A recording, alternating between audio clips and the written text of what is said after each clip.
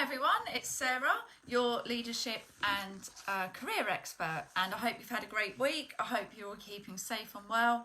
And this evening, or today, it might be today where you are, but welcome to this live. And today it's all about, more about confidence really, how to develop self-confidence. And I'm going to give you some more tips about that, simply because it's one of the areas that consistently comes up when I'm talking to people, whether it's about careers or other areas of their life.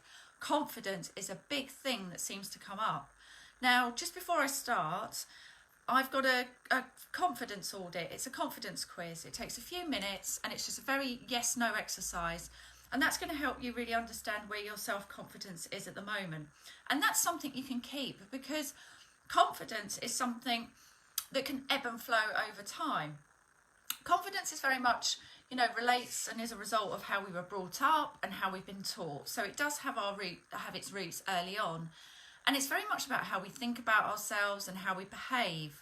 And these lessons sort of affect what we believe about ourselves and other people. And it's also the results of the experiences that we've had and how we've learnt to react to different situations. So it's very, very multifaceted. And as I said at the beginning, it's not static. Our confidence to perform certain roles, certain tasks, and deal with situations can increase and decrease. And some days, and maybe you have experienced this, we may feel more confident, and some days we feel less confidence. So low self-confidence, if you want to know where that comes from, can come from if you've had a lot of criticism in the past, if you've got a fear of the unknown, if you are unhappy with your personal appearance. It can even be related to poor time management. You're feeling like you're not on top of things, feeling unprepared for something like a job interview, a lack of knowledge about something, or some previous failures. So it's very, very multifaceted, and I've given you a few examples there. When we lack self-confidence, it's sometimes we really believe what other people think of us. So as I say, it may be the results of things that people have said in the past, certain experiences that we've had in the past. So sometimes we sort of hold back because maybe we feel, oh gosh, the consequences of doing this and acting confident, it might be a bit too painful, a bit embarrassing. So that fear of failure is a key thing, as I mentioned. But then at the other side of the spectrum, you've got overconfidence. And overconfidence can come across as very grandiose. And that can lead to failure. So there is a balance there between knowing, okay, there's some skills I need to develop and learn. But being overconfident means you can come across to people as being quite arrogant or egotistical. Now, sometimes people will look at somebody confident and make a judgment about that and say, oh, look at that person, they're really full of themselves. If you find yourself saying that, chances are you recognise something in that person you would like to have for yourself. And if that's confidence, then maybe it's worth looking at, well, hang on a minute, am I criticising people? Am I harbouring bad thoughts about somebody because they seem really overconfident?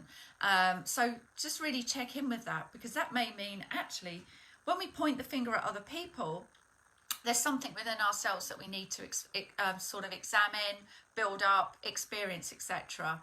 So be careful of the overconfidence, of coming across as arrogant, know-it-all, because nobody knows it all, nobody can do it all. So we need to be really mindful of not being overconfident, and we need to feel authentically confident. So, there were some tips I shared the other week about what have you done in a confident manner in one area of your life, and where can you apply that to this area of your life that you may be looking at. And as I say, it's very, very, very common and very often associated with imposter syndrome. So I work with a lot of people that they get promoted into a new role, a new job, and they may well feel not very confident. Now, that doesn't mean that you're going to be feeling not very confident forever. It might just be in this situation, or it may be that you've had a few setbacks lately in your career or whatever area of your life, and that's leading your self-confidence to wane. So be mindful that confidence, a lack of confidence, can be, it's really fundamentally, we don't believe in our abilities to learn or be able to do something, but we can learn to be confident. We can learn to apply confidence in areas of our life. There's skills we can learn and tools we can use to build our confidence. And maybe we want to do these on a regular basis. And maybe if we've had some setbacks, we need to revisit some of these tools. But be mindful that we're not being overconfident. I'm sure you've seen people like that are very, you know, I know it all, very egotistical, can come across as very arrogant, okay? But also, as I said, if you're looking at someone and judging them and feeling like, well, they seem really confident in themselves, if you feel yourself being a little bit critical and resentful of somebody, sometimes when we see something that we don't like in somebody else, it's something actually a reflection of what we need to sort of adjust and change in our own lives. So, you know, just be aware of that. The thing to bear in mind as well is that whatever we're doing, mistakes sometimes are part of the process, especially when we're doing something new. So the thing about confidence is that you feel you're able to rectify a mistake or find a new way of doing something, that you have the confidence to sort of think, well, okay, that didn't go so well. It doesn't mean I'm a failure. It doesn't mean I'm not confident. I've just made a mistake, a miscalculation. This didn't go according to plan. And then your confidence comes from the ability to sort of rectify that mistake. And the confidence really comes from problem solving and decision making. It's not about knowing all the different answers to all the different problems you're going to face in your life. So it's really about understanding and believing, even if I make a mistake, or even if it's a new situation, I believe in my ability to either face up, adjust, rectify those mistakes, or my abilities to learn something and develop confidence, okay? So confidence is really that deep-seated belief that you have got whatever it takes, and that is not being arrogant, it's not being overconfident, it's not just dismissing what other people say. In fact, the best leaders I know and the best team players are the people that sometimes say, do you know what? I don't know the answer to this. And that in itself shows a level of confidence, because if you feel, well, I know everything, I don't need anyone to help me, that's actually bordering on arrogance. So make sure that you feel it is that deep-seated belief in, do you know what, I've got the resources, the talents and the skills to create those desired results. It might take me a bit of time to get there. I might need to learn to do something new. I might need some help, but I'm confident I'm going to get there. So it's not about I need to know the answers all the time and I know exactly what to do. It's about putting your best foot forward, being open to learn, open to adapt. And remember what I said, confidence can go up and down. So a confident person, let's give some examples. You know, some people may well be built with an inbuilt sense of confidence because, you know, it's been fostered in them when they were growing up. They had very supportive, caregivers, very supportive people around them. But some people are born with it and some of us have to build it. And sometimes personal experiences mean that some of us have to, you know, and it's very, very common. So if you're feeling like that, you're definitely not on your own. It comes up in every coaching session. As much as it's about careers, it's about confidence. Maybe there's some personal experiences that have caused you to lose confidence. And as I said on the video a couple of weeks ago, don't confuse it with low self-esteem, because we really need to have a healthy platform of self-esteem, of knowing that you value yourself as a person, and that's very, very different. There's an overlap, but that is different to confidence, because confidence is very much about our skills and ability. Our self-esteem is actually how we fundamentally believe about ourselves. So, for example, a confident person will do what they believe is right, even if it's unpopular. So they are willing to take risks sometimes, and that's not the arrogance of saying, I know it's my way or the highway, this is exactly what we need to do. But there are times when a confident person will do what they believe to be right, even if it's unpopular. That could even be ending a relationship, that you know that relationship isn't a good relationship for you to be in, that you're confident in yourself as a person. Say, do you know what, I feel that I'm worthy and I deserve better than that. And so that could be an example of an unpopular decision, but it's a decision you're going to take because you believe in yourself and you believe in your viability and your attractability. Is that a word? Attraction as a partner, for example. Confident people, as I mentioned, are willing to take risks and they're willing to admit mistakes. So mistakes are always part of the process. We all have things We can't control everything in life. Things sometimes do go wrong, but it's about our ability. Confidence is very much, as I said, the ability to learn from our mistakes, move on and learn from them. Another thing about confidence, this is a good example that might be more on the day-to-day level. How good are you at accepting compliments? Now, if you squirm, we've all done it at times. If somebody pays you a compliment, it actually, the sign of confidence is being able to say thank you. And just being, that might feel uncomfortable, but accepting that confidence. Because sometimes when we push away a compliment, when we push away a gift, that actually makes the other person feel uncomfortable. So their experience of us isn't that great. It feels uncomfortable. Whereas if you're confident, your confidence say, well, yeah, of course. Why wouldn't they recognise that in me? You know, I'm willing to accept that compliment. And just to say thank you is enough. So that's a really, really good sign of confidence. So somebody gives you a gift, thank you very much, gives you a compliment, says thank you very much. Because when you reject it, it actually is a mark of low confidence and possibly low self-esteem, and it doesn't make the other person feel good.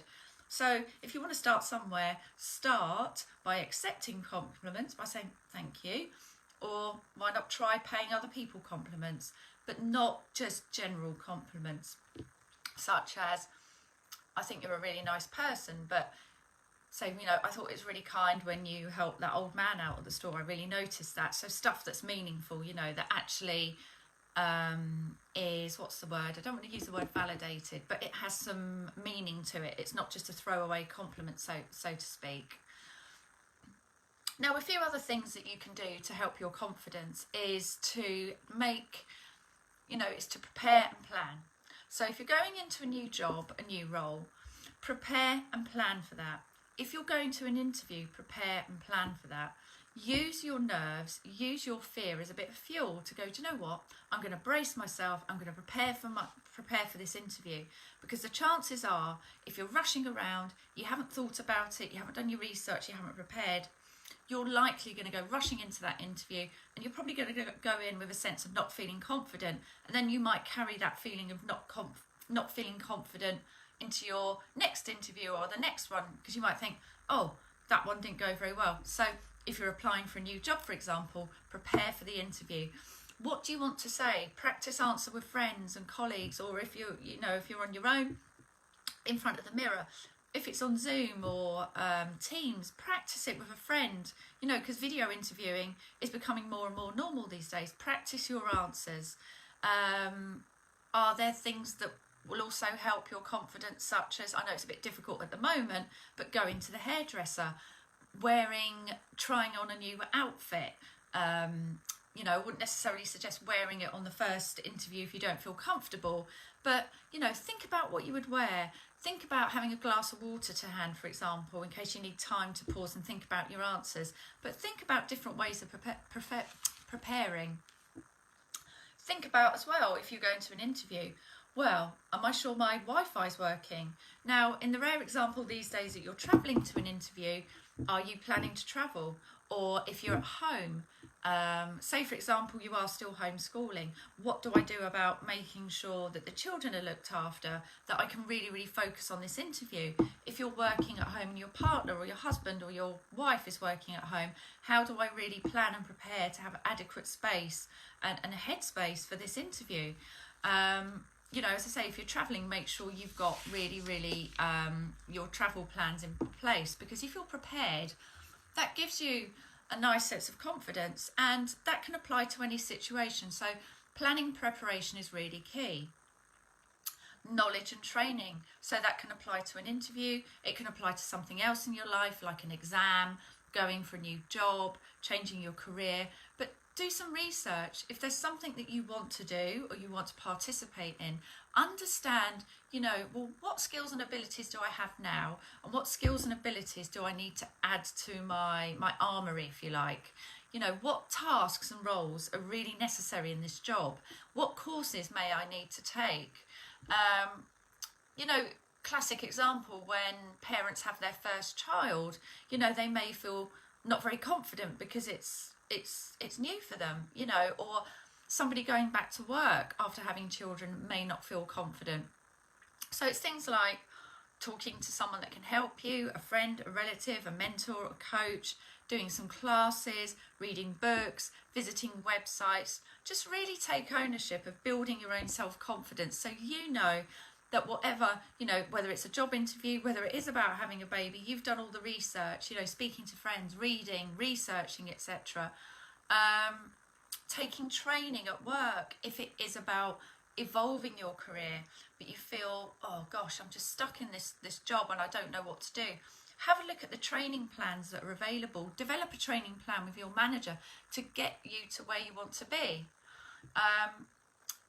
There might be changes at work, so really put your best foot forward and understand, well, what are the roles that are available and how can I put myself in the best position to get those roles.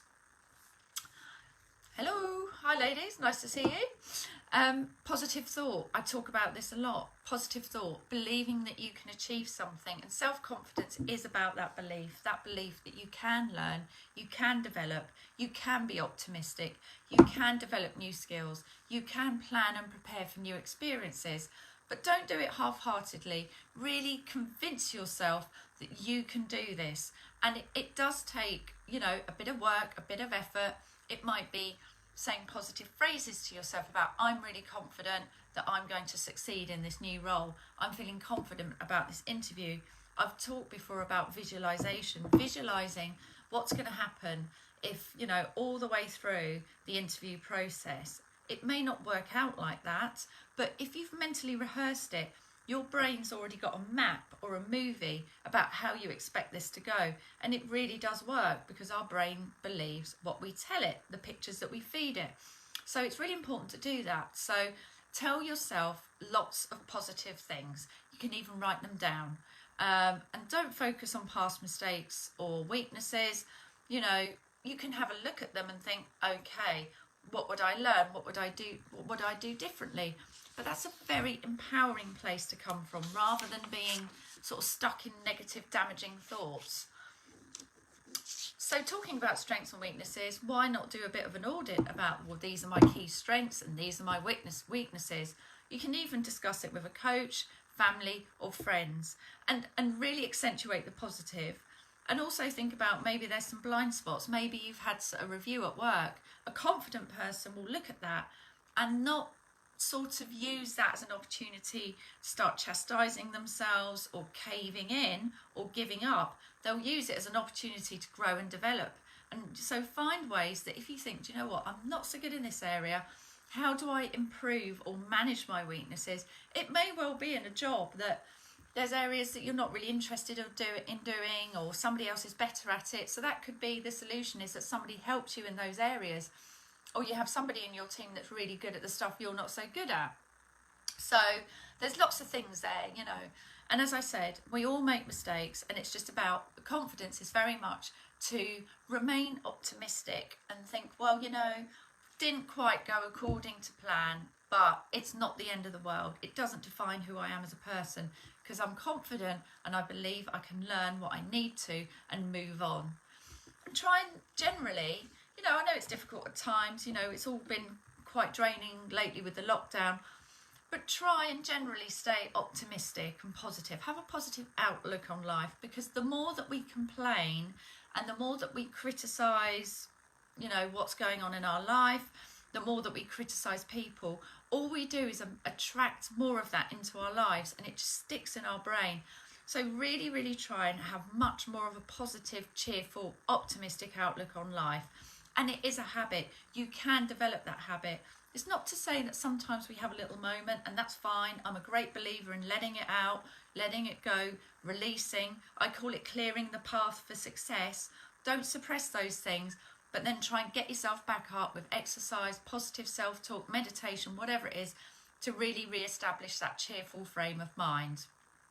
And again, role models. Role models can work really, really well. So is there somebody famous or not famous that you admire? And what is it about that person that you really admire? Because very often when we admire something, it's the same as what I was talking about. If we criticise someone, it's very worth asking ourselves, particularly if you see someone really confident, you think, oh God, they're so confident. is that saying something actually about you? Because very often what we complain about in other people is a reflection on stuff in us that we need to work on. But the flip side of that is finding someone who's got attributes that you love and think, well, hang on a minute, there's something in that. If I recognise that in another person, that attribute, I've got it within myself. So is that something that you can look at? And if you can, why not talk to them?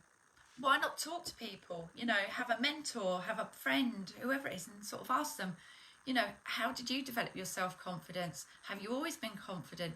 What do you do when you make mistakes? How do you stay optimistic? And just speak to them and ask them, well, what makes you tick? Where do you get your confidence from? Where did it come from? Because many of us have had very, very difficult upbringings, and you know, many of us have been able to overcome those things. So speak to people and ask them, you know, ask for their help and advice, and be around confident people, because it's contagious. I did a video a couple of weeks ago about studies are showing, you know, it's no surprise, if you hang around happier people, guess what? Your life is happier. Your career is more, fulfilling.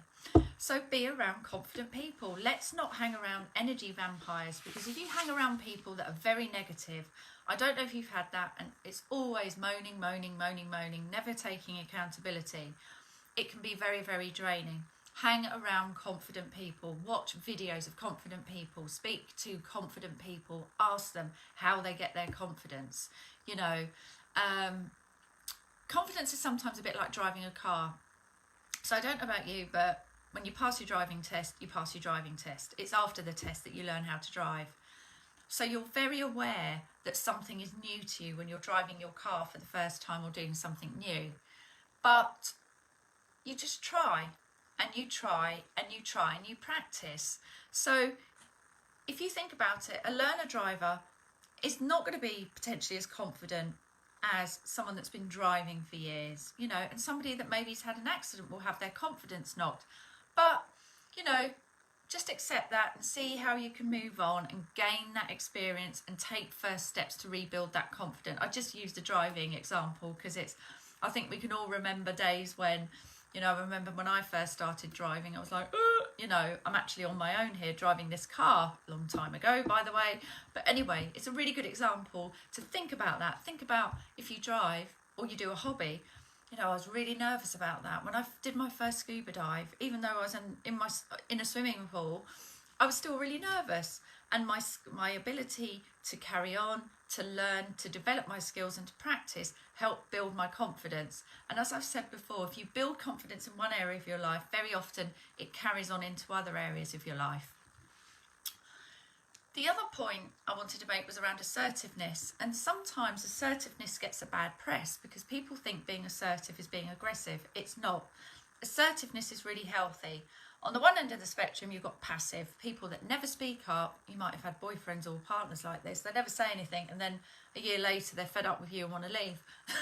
So, you know, or somebody in your team that's not said anything, you know, and they're just saying, yeah, everything's fine, because they don't feel comfortable talking about it. Whereas, so that's quite a passive approach. The aggressive approach is probably aligned to more, you know, that person I was talking about that's overconfident, you know, a bit bullish, my way or the highway, I always know is best, or I always know best, and might be a bit pushy. So you've got passive, then you've got aggressive. In the middle, you've got assertiveness, and being assertive will really help your confidence. So that's not about, so being assertive means, you know, I don't know, but us Brits have got a really bad habit of apologising for things when we don't need to. Oh, I'm sorry. So, you know, unless you have really messed up and you need to apologise for forgetting your boyfriend's birthday or something like that, you know, sometimes, yes, accountability. But don't apologise for things if you don't need to. Don't fill gaps with a nervous laugh, although, you know, that's something I do, and I've sort of stopped myself doing it at times. Just be really clear in your communications, have confident body language. If somebody pushes on your boundaries, for example, if you're with somebody at work and they're trying to dump all their work on you, just say, look, I'd like to have a conversation about workloads.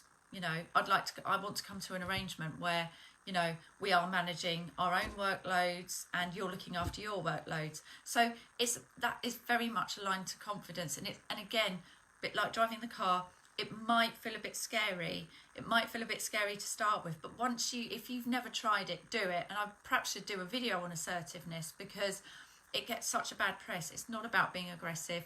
It's about actually saying, well, hang on a minute, let's talk about this. Or actually, no, I can't do this work. And if you want me to do this work, what needs to drop? You know, so it's all those kinds of things. And, you know, setting boundaries with friends, you know, it can be in any example, but assertiveness is really, really important for your mental health. Keeping calm as well, that's a sign of confidence. It's very easy, we all get flustered at times, but feel calm. Try and take a deep breath. You know, sometimes we do get a bit overwhelmed, but don't let it run away with you. Try and remain calm. I mean, I've definitely had times in my career where I've had something land on me, I've been brought into something short notice, and because of the nature of the work that I was doing a lot of crisis work, a lot of change communications and crisis. I just had to learn how to breathe deeply, try some relaxation techniques. I just used to just take a moment, have a glass of water, just take some deep breaths in and out, and immediately that will help you to feel calmer. So I've talked about overconfidence already. So avoid arrogance. Nobody's perfect. And I'm sure none of you guys on here are arrogant, you know, because you wouldn't be watching these videos. But confidence, remember what I said before about accepting compliments. Giving compliments is a sign of confidence. Accepting them and saying thank you. But on the flip side, you know, crediting people for their work, crediting people for what they've done. Use sincere compliments and praises. It's one of the key areas where you can really simply and effectively build your confidence. So learn to accept compliments and learn to give them. Give meaningful compliments, as in, I really like that dress because it really shows the colour of your eyes, or I really like the way you handled that project because I know it was difficult, it was very complex, but you managed the client's temperament very well. I'm just giving you some live examples there to give you, you know, examples of substantiated feedback, not just throwaway feedback. So give others credit, compliments, you know, it's a really, really good way of building your confidence. You know, set yourself confidence goals, as I've said before. Maybe try giving a compliment to somebody. Maybe try contacting that bloke on a dating app or something. Maybe, you know, I know we can't go out much, but maybe try joining an online workshop, trying a new skill. Volunteer at work or outside of work to give a speech or presentation. Push yourself out of your comfort zones. The best way to overcome confidence and the fear it creates is with experience, like the learner driver that I talked about. That confidence comes with experience. Being overconfident or arrogant is driving with one hand, phone on the other, going, yeah, I've got this. You know, I've actually just moved my steering wheel like a lorry driver. That's really good, isn't it? Anyway, so skills and experience, okay? Another little thing that you could do, as well as the compliments. So, we've got lockdown, but I'm still sure there's opportunities to do it online. Introduce yourself to somebody new. Go to an event, go to a gig, something. If you're watching a live event, I don't know if there's messaging that you can do on there. Introduce yourself to someone. You know, if it's a conference, introduce yourself to someone. Follow up with them afterwards on LinkedIn, offer to have a call with them. But, you know, it could be somebody, it could be a neighbour. You know, introduce yourself to somebody new. Now, the other thing, and this is a nice little trick, and again, I know some of us are sort of limited to walking in parks at the moment, but wear something new. Wear something different, a brooch, a hat, a scarf, something different, a new dress. Wear something that might draw a little bit of attention to you, because that's going to help you practice taking compliments. Wear something bright, because your appearance is very much aligned to your confidence. I don't want you to feel uncomfortable or squeamish, but make a statement. If you're always playing it safe, wearing sort of muted colours and it, you know, they don't really suit you, start wearing brighter colours, because people will notice you, and actually that's really important, your career and other things that you're doing. So try that. Try wearing something different. Try wearing something that might get a bit of attention, you know, and or just putting a brooch on or something, because somebody will notice it and say, wow, that's really nice. The other thing you can do is change your routines, because we all get stuck in our little routines. And I know, again, that might be difficult at the moment, but if you can now, or if you're going for your walks in the park, or in the future commuting to work, take a different route. Try something different, mix it up a bit. You're going to bump into random people. You maybe will sort of mix things up for yourself just to break that pattern. Try something new, okay? And look at what you've already achieved. I always say this on a lot of, I say it on a lot of my videos. Look at what you've achieved. Look at what you've achieved, because I'm sure you have achieved a lot in life. And look back and think, do you know what? I wasn't feeling so confident then, but look at what I did. It could be a hobby. It could be making friends. It could be starting a new job. It could be moving the office to a virtual office because, during the pandemic. I bet there's things that even though we're in lockdown, you weren't doing a year ago that you're doing now. Using new technology, being on video. That's been a big jump for a lot of people. So there's loads and loads and loads of little things you can do to be confident. And as I mentioned, we want assertiveness in the middle. We don't want passive, where we're hiding ourselves away, feeling unhappy, keeping our feelings to ourselves, moaning about things. We want to be in the middle, assertive, optimistic, confident, learning from our mistakes, learning how to plan and prepare for things in life, learning how to give and receive compliments, trying new routes to work, trying something new as introducing yourself to somebody, smiling at strangers, looking at what we've achieved, preparing for that interview. What else did I say? I've covered quite a lot, wearing something different that people don't expect, so there's loads and loads of little ways. And we're not talking about overconfidence, because confidence is really giving credit to other people, admitting when you've made a mistake, but learning how to deal with it and move on. Learning a new skill, learning a new hobby, learning, what my strengths are, looking at your weaknesses or things where you don't feel so confident and thinking, well, what could I do? Speaking to confident people, hanging around confident people. So I've just touched tonight on some really nice, easy tips that can really help you build your confidence. And they might sound simple, but if you start doing them, they will make a difference. And there's more that I can cover on future calls. I love this subject, but just rest assured, confidence isn't static. Sometimes we all have knockbacks in life. I mean, if you've had 5 rubbish relationships, you're probably going to feel a bit defeated about relationships. So really think about, well, what did I learn? What qualities do I want in someone? Do I believe in my self-worth and ability to attract that person? Because if you're not feeling confident, people pick up on it and they probably won't be attracted to you. How can I be a really good team player? How can I work with my team? How can I learn something? How can I volunteer for a new project? So it's about putting ourselves out there. It is like learning the car, but once you start driving, if you do drive, I'm sure that you're more than capable of driving your car right now. Anyway, so that was a few more tips on developing self-confidence. Thank you for watching. I hope you have a lovely weekend and you're staying safe. And I'll be doing another video next Friday at 5 o'clock. If you do want my confidence quiz, it takes literally a few minutes. Drop me a line on Facebook and I can send you that. And that will give you a really good benchmark of, where am I now? And you can do that over time, because as I say, sometimes confidence ebbs and flows. But really, the confidence is about, okay, positive self-talk, positive self-talk. What have I learned from these experiences? I believe in my ability to move forward and develop my confidence. So there you go. Oh, Toby, did you read it? Did you see my post on it? Eat That Frog. It's great. It's a really good book, just talking about Eat That Frog. It's a book by Brian Tracy. I've got it in here somewhere. And it's all about how you can, how you sort of bite off, nobody wants to eat a frog. So sometimes we get in our own way. We don't organise ourselves properly. We procrastinate. Whereas sometimes doing the thing we don't really want to do first really helps with our productivity, really helps us organise our day, and stops us procrastinating. And it's a real conscious choice. Do you know what?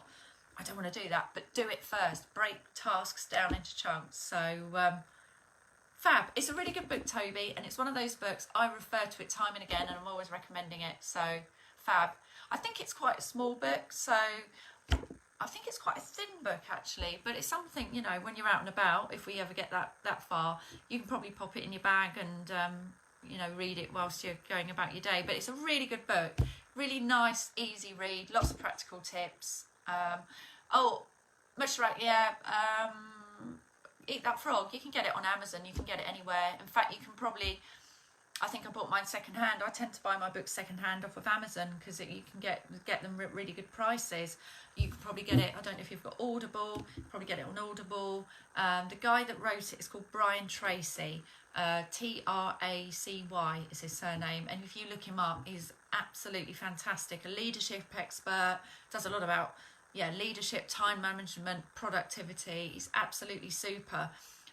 If you get to watch any of his videos, he's got really nice, I don't know, for me, everybody resonates differently, but he's got a great, I don't know, I just like his delivery. He's very calm, very clear, and very authoritative. And when I started in this area, he's one of the first people that I went to and started reading his stuff.